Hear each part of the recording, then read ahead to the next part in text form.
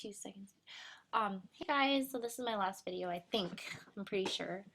I want to show you one more thing really quickly and then show you how to upload, well, save this image as a Photoshop file and as a JPEG. Okay, so the one more thing that I wanted to show you was, first, even though I put a stroke on the National Wildlife Park verbiage, I think that it doesn't really do the job. I think it's much better to remove the branch behind it. So even though this is kind of like the first lesson, I think you can handle it. So what I'm going to do is I'm going to hide the text layer, go over to my layers palette over here and just click on the eyeball, and now it hides the text layer that I made. And what I'm going to do is take another one of my selection tools called the lasso tool. It's 1, 2, 3, third one down, and it looks like a lasso that cowboys would use to lasso a animal. So click on that, and then basically it works just like a pencil. You draw with it, and you draw all the way around the offending object, the branch that I want to remove in this case. And I didn't actually grab all of it. I'm going to start over. You can just go deselect. There's other ways to add and subtract from selections, but I really don't want to get into that right now. So I'm just going to try to do it. Oh my goodness, I'm really struggling here. Okay, deselect. Oh, the fast way is going Control D, and okay. Okay, I have selected the object. And now, if you right click on your mouse or control click on your keyboard if you have a Mac, then it brings up this little options, this little dialog for you. And okay, right now the option that I want called fill is grayed out, and that is because I realize I'm actually on the wrong layer. That's the one tricky thing when you start working with layers, is that you always have to make sure you're working on the correct layer, otherwise it's not gonna work. And right now I'm on my text layer. Even though it's hidden, the text layer is actually still highlighted blue.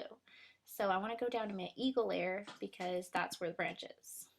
And it really helps to label your layers. Like if you double click on the layer, you can type in whatever you want. I'm going to call it eagle, so I know that that's the eagle layer, even though I can see that that's the eagle layer just by the thumbnail. But sometimes when something's really small, you have no idea what it is, so it helps to have it labeled.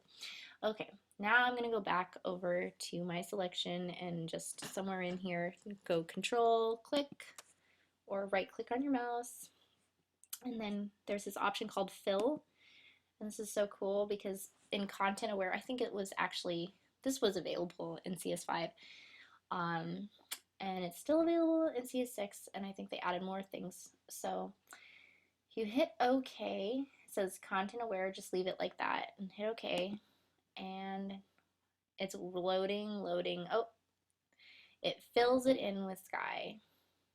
And if you have a pretty simple background, it's going to do a really good job. If it's a complicated background, you might end up with funkiness, but in this case it works perfectly. So now I deselect, Control D or Command D if on a Mac.